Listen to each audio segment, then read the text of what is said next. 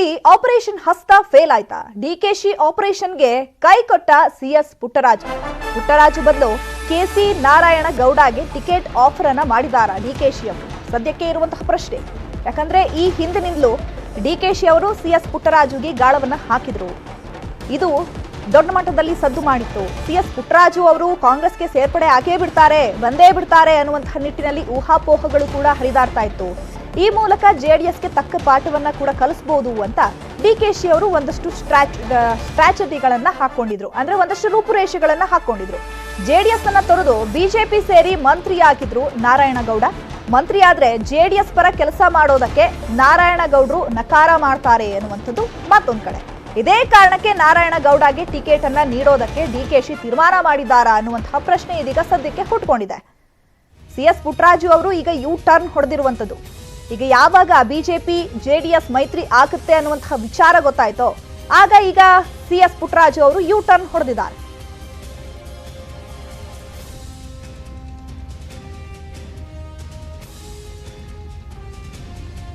ಈಗ ಡಿಕೆಶಿ ಆಪರೇಷನ್ ಹಸ್ತ ಫೇಲ್ ಆಯ್ತಾ? ಸಿಎಸ್ ಪುಟ್ಟರಾಜು ಬಹುತೇಕ ಕಾಂಗ್ರೆಸ್ಗೆ ಸೇರ್ಪಡೆ ಆಗ್ತಾರೆ ಅನ್ನುವಂತಹ ನಿಟ್ಟಿನಲ್ಲಿ ಊಹಾಪೋಹಗಳು ಮಾತುಗಳು ಸಹ ಕೇಳಿ ಬರ್ತಾ ಇತ್ತು.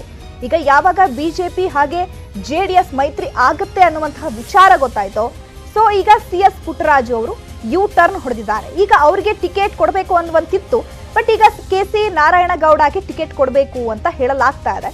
ಇದೇ ವಿಚಾರಕ್ಕೆ ಸಂಬಂಧಪಟ್ಟಂತೆ ನಮ್ಮ ಪೊಲಿಟಿಕಲ್ ಬ್ಯೂರೋ ಮುಖ್ಯಸ್ಥರಾಗಿರುವಂತಹ ಚಿದಾನಂದ ಪಟೇಲ್ ಡೆಸ್ಕ್ ಇಂದ ನೇರ ಸಂಪರ್ಕದಲ್ಲಿ ಜಾಯ್ನ್ ಆಗಿದ್ದಾರೆ. ಚಿದಾನಂದ ಪಟೇಲ್, ಸಿಎಸ್ ಪುಟ್ಟರಾಜು ಅವರು ಬಹುತೇಕ ಕಾಂಗ್ರೆಸ್ಗೆ ಸೇರ್ಪಡೆಯಾಗ್ತಾರೆ, ಡಿಕೆಶಿ ಅವರ ಆಪರೇಷನ್ ಹಸ್ತ ಸಕ್ಸಸ್ ಆಗುತ್ತೆ ಅಂತ ಎಲ್ಲರೂ ಕೂಡ ಅಂದ್ಕೊಂಡಿದ್ರು. ಬಟ್ ಈಗ ಆಪರೇಷನ್ ಹಸ್ತ ಫೇಲ್ ಆಗಿದೆ. ಸಿಎಸ್ ಪುಟ್ಟರಾಜು ಅವರು ಯು ಟರ್ನ್ ಹೊಡೆಯೋದಕ್ಕೆ ಕಾರಣ ಏನು?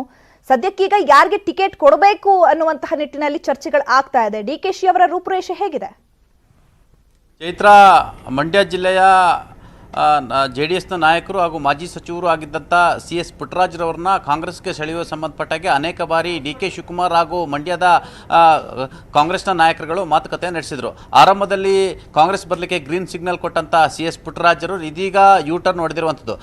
ಪ್ರಮುಖವಾಗಿ ಇತ್ತೀಚಿನ ರಾಜಕೀಯ ಬೆಳವಣಿಗೆಗಳು ಜೆಡಿಎಸ್ ಮತ್ತು ಬಿಜೆಪಿ ಮೈತ್ರಿ ವಿಚಾರ ಮತ್ತು ಮೈತ್ರಿಯ ಸುಳಿವನ್ನು ಅರಿತಂಥ ಸಿಎಸ್ ಪುಟ್ಟರಾಜರವರು ಇದೀಗ ಕಾಂಗ್ರೆಸ್ಗೆ ಬರ್ತೀನಿ ಅಂತ ಹೇಳಿದಂಥವರು ಇದೀಗ ಯು ಟರ್ನ್ ಹೊಡೆದಿದ್ದಾರೆ ಅಂತ ಹೇಳಲಾಗ್ತಿದೆ. ಯಾಕಂತ ಹೇಳಿದ್ರೆ ಜೆಡಿಎಸ್ ಬಿಜೆಪಿ ಮೈತ್ರಿಯ ಸುಳಿವು ಪಡೆದಂಥ ಸಿಎಸ್ ಪುಟ್ಟರಾಜುರವರು ಮತ್ತೊಂದು ಕಡೆ ಮಾಜಿ ಪ್ರಧಾನಿ ಎಚ್ ಡಿ ದೇವೇಗೌಡರು ಮತ್ತು ಮಾಜಿ ಮುಖ್ಯಮಂತ್ರಿ ಎಚ್ ಡಿ ಕುಮಾರಸ್ವಾಮಿಯವರು ಸಿಎಸ್ ಪುಟ್ಟರಾಜುರವರ ಜೊತೆ ಹಲವು ಬಾರಿ ಮಾತುಕತೆಯನ್ನು ನಡೆಸಿದರು. ಮಾತುಕತೆ ಸಂದರ್ಭದಲ್ಲಿ ಮಂಡ್ಯ ಟಿಕೆಟನ್ನು ನಾವೇ ಪಡಿತೀವಿ, ಮೈತ್ರಿ ಆದರೆ ನಮಗೆ ಕೂಡ ಟಿಕೆಟನ್ನು ಕೊಡಲಿದ್ದಾರೆ, ಹಾಗಾಗಿ ಸೀಟನ್ನು ನಮಗೆ ಬಿಟ್ಟುಕೊಡಲಿದ್ದಾರೆ, ನೀವೇ ಮಂಡ್ಯ ಲೋಕಸಭೆಯ ಕ್ಷೇತ್ರದ ಅಭ್ಯರ್ಥಿಯಾಗಿರ್ತೀರ, ಹಾಗಾಗಿ ಯಾವುದೇ ಕಾರಣಕ್ಕೂ ಕೂಡ ಪಕ್ಷವನ್ನು ಬದಲಾಯಿಸಬೇಡಿ ಮತ್ತು ಕಾಂಗ್ರೆಸ್ಗೆ ಹೋಗಬೇಡಿ ಮತ್ತು ಜೆಡಿಎಸ್ನಲ್ಲಿ ಉಳ್ಕೊಳ್ಳಿ, ನಿಮಗೆ ಬಹಳಷ್ಟು ಭವಿಷ್ಯ ಇರತಕ್ಕಂಥ ತಾವು ಮಂಡ್ಯ ಜಿಲ್ಲೆಯ ಜೆಡಿಎಸ್ನ ಪ್ರಶ್ನಾತೀತ ನಾಯಕರು ಕೂಡ ಹೌದು, ಹಾಗಾಗಿ ತಮಗೆ ಮುಂದಿನ ಲೋಕಸಭೆ ಚುನಾವಣೆಯಲ್ಲಿ ಸೀಟನ್ನು ಕೂಡ ಕೊಡಲಾಗುವುದು, ನೀವೇ ನಮ್ಮ ಅಭ್ಯರ್ಥಿ ಅಂತೇಳಿ ಅವರಿಗೆ ಭರವಸೆ ಕೊಟ್ಟ ಹಿನ್ನೆಲೆಯಲ್ಲಿ ಸಿಎಸ್ ಪುಟ್ಟರಾಜು ಅವರು ಇದೀಗ ಯು ಟರ್ನ್ ಹೊಡೆದಿದ್ದಾರೆ ಅಂತ ಹೇಳಲಾಗ್ತಿದೆ.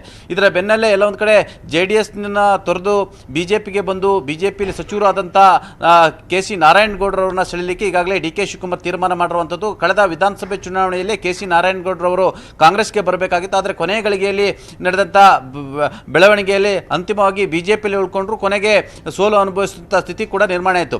ಇದೀಗ ಕೆಸಿ ನಾರಾಯಣಗೌಡರನ್ನ ಸೆಳೆಯುವ ಪ್ರಯತ್ನ ಮುಂದುವರೆದಿರುವಂಥದ್ದು. ಯಾಕಂತ ಹೇಳಿದ್ರೆ ಕೆಸಿ ನಾರಾಯಣಗೌಡರು ಜೆಡಿಎಸ್ ಮತ್ತು ಬಿಜೆಪಿ ಮೈತ್ರಿ ಆದರೆ ಯಾವುದೇ ಕಾರಣಕ್ಕೂ ಕೂಡ ಅವರು ಜೆಡಿಎಸ್ನ ತೊರೆದು ಬಂದಂಥವ್ರು, ಆಗ ಅನಿವಾರ್ಯವಾಗಿ ಜೆಡಿಎಸ್ಗೆ ಮತ್ತೆ ಬೆಂಬಲ ಕೊಡುವಂಥ ಸ್ಥಿತಿ ರಾಜಕೀಯದಲ್ಲಿ ನಿರ್ಮಾಣ ಆಗುವುದಿಲ್ಲ. ಹಾಗಾಗಿ ಕೆಸಿ ನಾರಾಯಣಗೌಡರವ್ರನ್ನ ಸೆಳೆಯುವಂಥದ್ದು, ಆ ಮುಖಾಂತರ ಆಪರೇಷನ್ ಹಸ್ತ ಮಾಡಲಿಕ್ಕೆ ತೀರ್ಮಾನ ಮಾಡಿರುವಂಥದ್ದು. ಈಗಾಗಲೇ ಕೆಸಿ ನಾರಾಯಣಗೌಡರ ಜೊತೆ ಮಾತುಕತೆಗೆ ಮಂಡ್ಯದ ಉಸ್ತುವಾರಿ ಸಚಿವರಾಗಿರ್ತಕ್ಕಂಥ ಚೆಲುವರಾಯಸ್ವಾಮಿ ಅವರಿಗೆ ಸೂಚನೆ ಕೊಟ್ಟಿರುವಂಥದ್ದು. ಚೆಲುವರಾಯಸ್ವಾಮಿ ಅವರು ಕೆಸಿ ನಾರಾಯಣಗೌಡರ ಜೊತೆ ಇದೀಗ ಮಾತುಕತೆಯನ್ನ ನಡೆಸುತ್ತಿರುವಂಥದ್ದು. ಚೈತ್ರ, ಓಕೆ, ಧನ್ಯವಾದಗಳು ಚಿದಾನಂದ ಪಟೇಲ್ ತಮ್ಮ ಮಾಹಿತಿಗಾಗಿ.